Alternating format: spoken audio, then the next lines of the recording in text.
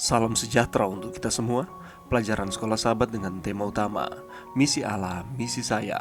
Pelajaran ke-10, Misi kepada yang belum dijangkau, bagian pertama. Selasa, 5 Desember. Paulus dan Allah yang tidak dikenal. Perhatikan bahwa Paulus tidak meremehkan agama ataupun dewa-dewa palsu dari orang Athena ini. Dia mengumpulkan poin kebaikan apa saja yang bisa ditemukannya, meskipun sedikit, dan memanfaatkan semua itu. Bacalah Kisah Para Rasul 17 ayat 22 dan 23. Apakah yang sedang Paulus lakukan dalam ayat ini dalam usahanya untuk menjangkau orang-orang ini dengan Injil?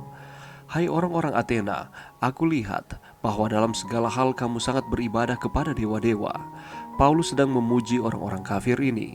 Agama mereka menyimpang dalam segala hal, namun Paulus memuji ketaatan mereka kepada agama mereka, karena ketaatan kepada kerohanian yang walaupun menyimpang masih lebih layak untuk dipuji daripada yang tidak mempedulikan masalah kerohanian sama sekali.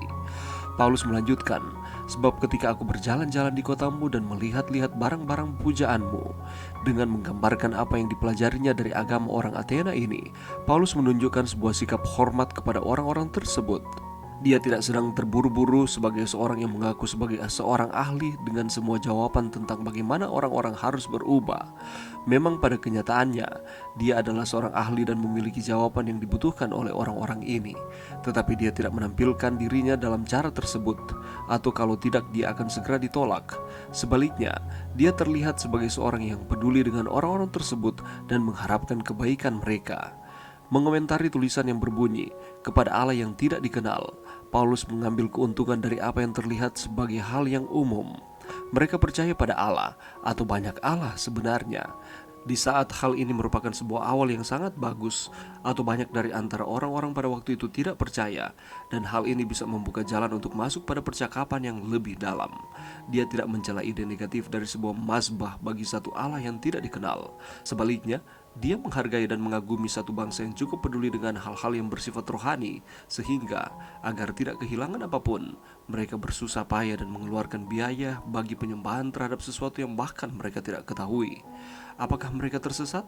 Tentu saja, tetapi hal itu bisa ditangani. Hal yang penting pada bagian permulaan ini adalah bahwa mereka bersungguh-sungguh dalam apa yang mereka benar-benar mengerti. Paulus mendapati bahwa inilah bagian di saat Roh Kudus bisa bekerja. Paulus telah menemukan satu pokok pembicaraan yang akan membangkitkan minat mereka. Apa sajakah jembatan dan poin penghubung yang bisa Anda pikirkan yang dapat membuka kesempatan-kesempatan bagi sebuah pembicaraan yang lebih dalam dengan orang-orang lain yang memiliki kontak dengan Anda? Pelajaran yang bisa kita dapatkan pada saat ini, saudaraku, di dalam pelayanan yang dilakukan oleh Rasul Paulus di Athena, dia melihat bahwa kota itu penuh dengan patung-patung berhala. Itulah sebabnya Paulus menyatakan kepada orang-orang di kota itu, hai orang-orang Athena, aku lihat bahwa dalam segala hal kamu sangat beribadah kepada dewa-dewa. Sebab ketika aku berjalan-jalan di kotamu dan melihat-lihat barang-barang pujaanmu, aku tidak dikenal. Apa yang kamu sembah tanpa mengenalnya, itulah yang kuberitakan kepada kamu.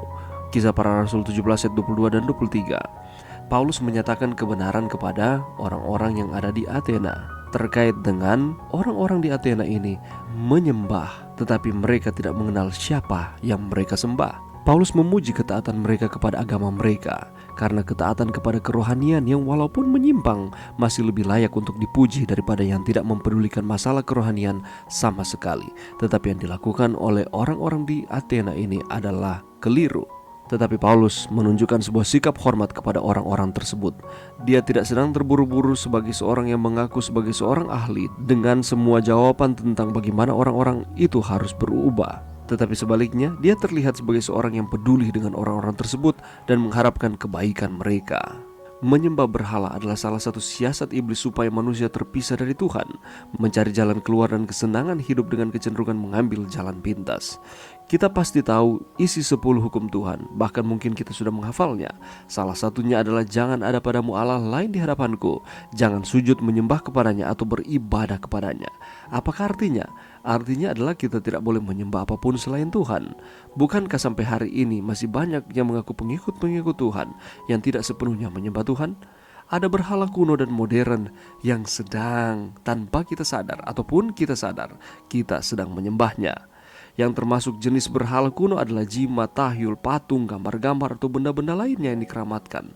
Tetapi seringkali tanpa kita sadar, walaupun kita tidak menyembah berhala-berhala kuno yang disembah oleh orang-orang di dalam perjanjian lama maupun perjanjian baru, tetapi seringkali lewat hobi, kekayaan, karir, dan lain-lain, kita lebih menyembahnya, kita lebih mengutamakannya dibandingkan kita mengutamakan Tuhan.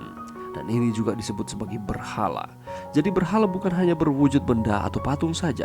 Di dalam Kejadian 35 ayat 2 di sana dikatakan, jauhkanlah dewa-dewa asing yang ada di tengah-tengah kamu, tahirkanlah dirimu. Artinya Allah tidak senang jika kita memberhalakan sesuatu apapun itu. Kita melupakan Tuhan di dalam kehidupan kita. Dan ini yang sementara Paulus berusaha sampaikan kepada orang-orang di Athena ini. Karena mereka percaya pada Allah, mereka percaya pada banyak Allah sebenarnya. Justru Paulus melihat bahwa hal ini bisa membuka jalan untuk masuk pada percakapan yang lebih dalam. Dia menghargai dan mengagumi satu bangsa yang cukup peduli dengan hal-hal yang bersifat rohani. Paulus mau supaya mereka dapat sadar untuk menyembah Allah yang benar. Tetapi Paulus tidak gegabah, tetapi dengan penuh kesabaran dia berusaha untuk menyampaikan akan kebenaran ini perlahan-lahan kepada orang-orang yang ada di Athena. Saudaraku, pelajaran bagi kita, jika saat ini kita masih memiliki berhala-berhala di dalam hati kita ataupun yang kita sembah dan bukan Tuhan yang kita sembah, segeralah musnahkan itu semua dari kehidupan kita. Utamakan Tuhan di dalam kehidupan kita, karena hanya Dialah yang layak kita puji dan kita sembah, bahkan kita muliakan. Mari kita menyembah Tuhan di dalam roh dan kebenaran. Mari berdoa. Terima kasih Tuhan atas firman-Mu pada saat ini. Bantu kami Tuhan untuk kami dapat disanggupkan untuk terus menyembah Tuhan. Gantinya kami menyembah hal-hal yang lain terlepas dari Tuhan. Ini doa kami Tuhan di dalam nama Yesus. Amin.